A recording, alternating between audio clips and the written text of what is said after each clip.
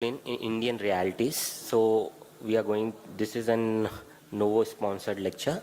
So will be talking about what is the difference between Indian versus the Western counterpart, and what innovation will help us, and what are the real world data on this. So we Indians are obviously different from the Western counterparts. If you'll see here, this is from the review, and here you will see that microvascular complication, nephropathy, retinopathy, we have higher, but peripheral neuropathy we have lower. That is because of our lower height. And the vascular disease, we have higher cardiovascular with a lower peripheral vascular disease. So this was published. The pure study was from Dr. One of the author was Dr. V. Mohan. Various countries were involved. Here it was regarding the white rice intake. Almost more than 132,000 patients were involved in this, and it showed that the incidence of diabetes, risk of diabetes increased between somewhere between 2% to 40%, and it was highest in the Indian and lowest in the Chinese. So it was almost zero in the Chinese. Another study, this SARS study, this was in the 5 regions of India with almost 800 patients involved, with 10 specialists involved. And here they have seen that few of the centers were from MP as well. So here it showed that overall the carb intake in our population is somewhere around 60 to 70%, and there is data which shows up to 80-85% also our diet actually contains of carb. So we Indians actually consume more carb.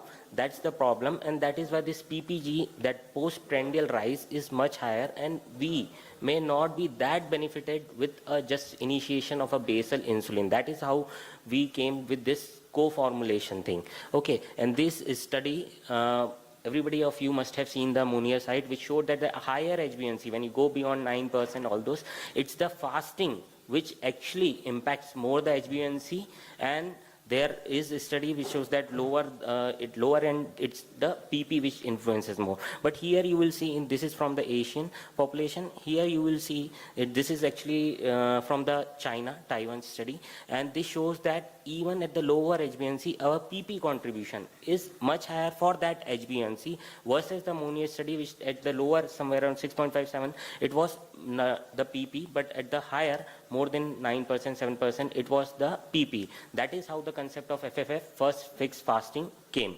Okay. So this is about the Indian realities. High carb intake, I've already told you. We Asian phenotypes have initially, like a decade earlier, we have diabetes, we have complication. A decade earlier, our waist hip ratio is higher, visceral obesity is higher, insulin resistance is higher. Okay. And delayed in insulin therapy, I believe that's almost a problem here because of the inertia by the patient as well as the doctors, because they are not very confident to start.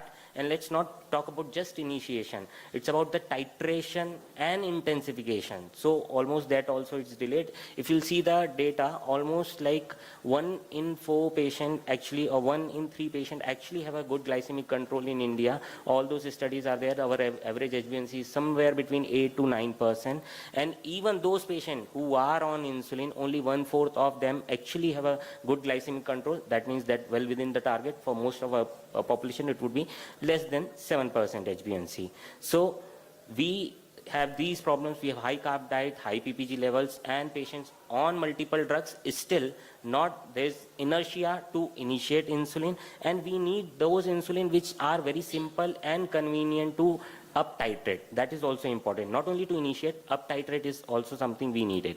So what the guideline says, if you'll see the guideline, ACE, ADA and IDF all says that you have to initiate with the basal insulin initially, or the earlier version said that you can initiate with the premix. But when you come to this RSSDI ESI consensus 2019, here you will see you can initiate with a basal or a premix, both are okay. So the basic of initiation, either you can initiate with a basal, you can initiate with a premix, or you can initiate with a basal bolus. Everyone has its own advantage and its own demerit. If you see this basal bolus, it mimics the physiology. That is obviously the best thing. You will have a better control, but the patient, it is not that convenient. You will need multiple pricks. Also, the patient will have more hypos. Whereas basal, the best part is once daily injection, very simple, very less hypo, and very easy to titrate. Whereas this premix is somewhere between these two. You will have some advantage of the basal, some advantage of the basal bolus, and some demerits of the basal, like you cannot too much up titrate above 0.5. You will have more nocturnal hypos, and the PPs won't be much controlled with that. So premix fits somewhere between this, and this is actually very easy, especially like most of our population who don't have access to super specialists. For them, it is really easy to initiate and up titrate the premix. Okay, so this is two-in-one solution. We know about this degludec, we know about the spacer, and we know all those things, that there is a fatty acid chain and all those. Then it's almost peakless. The half-life is more than 24 hours, and the SPART, we know that the B28 is changed, all those things. It's a short acting, very rapid, fast, all those things. But the important thing here that if you see, most of us actually initiate with a glargine, but that glargine cannot be co-formulated with the other insulin because of the pH, because of the acidic pH of the glargine. But here this degludec can actually be combined with SPART and given as a single injection. Okay, so here we can just escape all those sides. We are already running late. So if you'll see here, that prandial peak, that would be controlled by the insulin SPART, whereas this degludec will act as a basal insulin, and here you can initiate with a single prick or a twice a prick. And most important thing is the convenience to the patient, that he can change this also. Let's say I have special, like I have a dinner today at some of my friend's place, and usually I inject my insulin in afternoon. So even I can switch that insulin from afternoon to night without taking that afternoon insulin. So that flexibility is actually given by this. That flexibility you cannot have with other premix. So that is really important. Okay, so this is about study.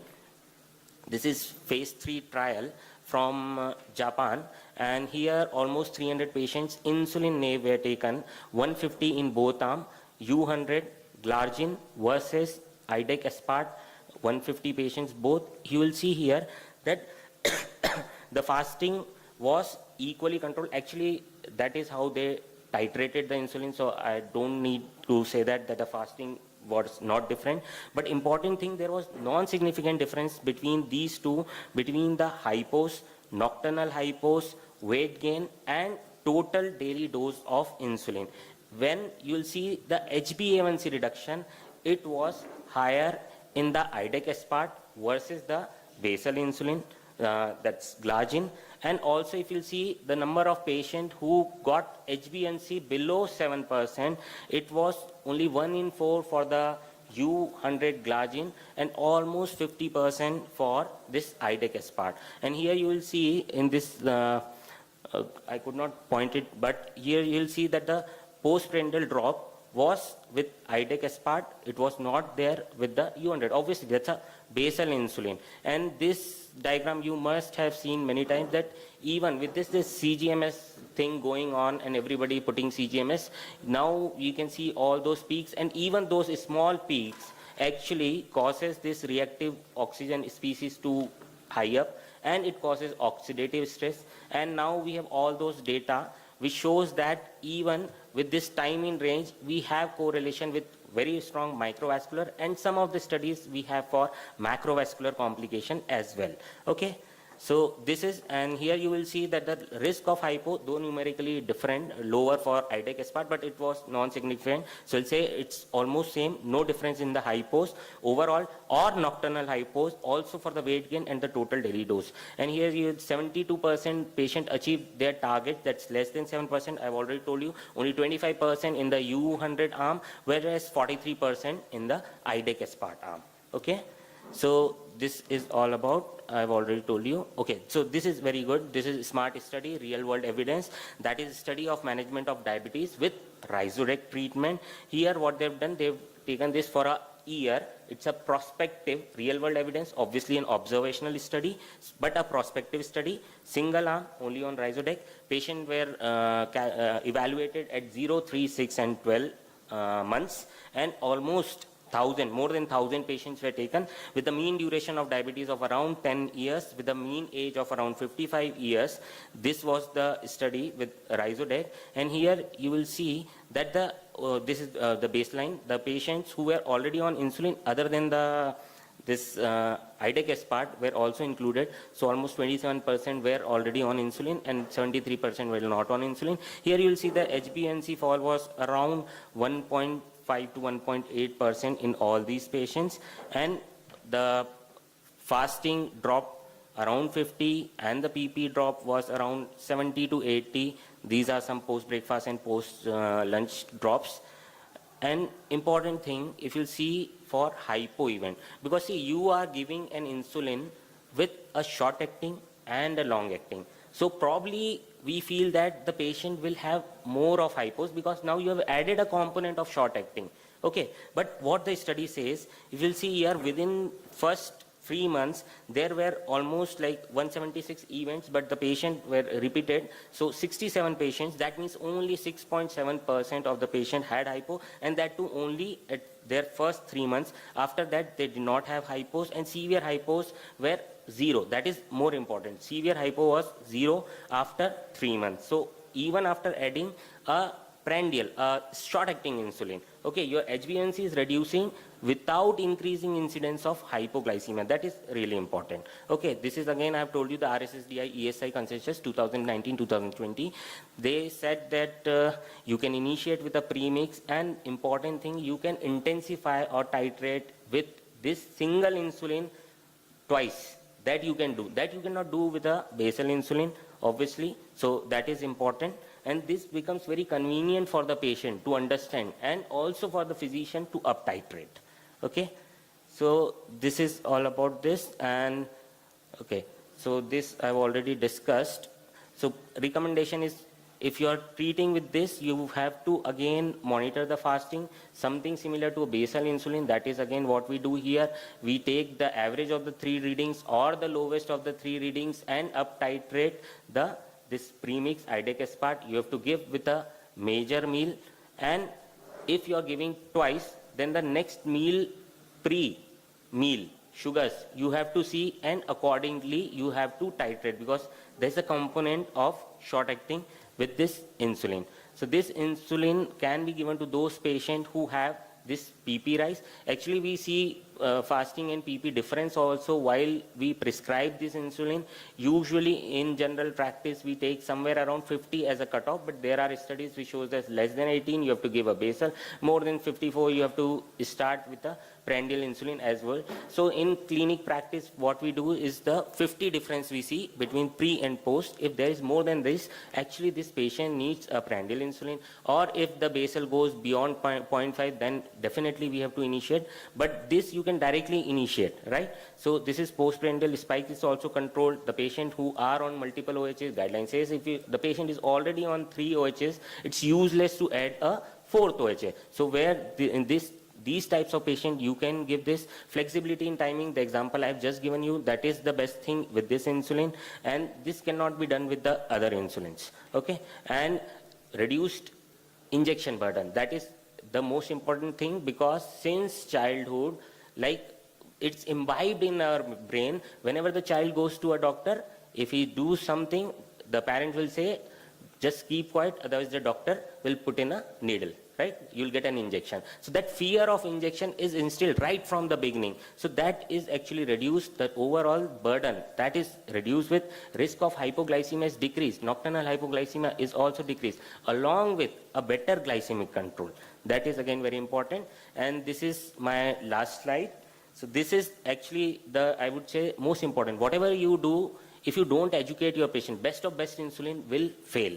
That's the most important thing. You have to tell your patient about the dose, type, pen, syringe, 40, 100, technique, rotation, storage site, needle, times with meal, how to do it, how much to wait, how much to take, how to adjust, what are the sugars, how much to increase. So all those things are actually important. The most important thing is hypoglycemia, that needs to be discussed not only with the patients who are on insulin, those patients who are on OHA as well should be discussed regarding hypoglycemia. So this is what I do. I made a YouTube video, I put it there.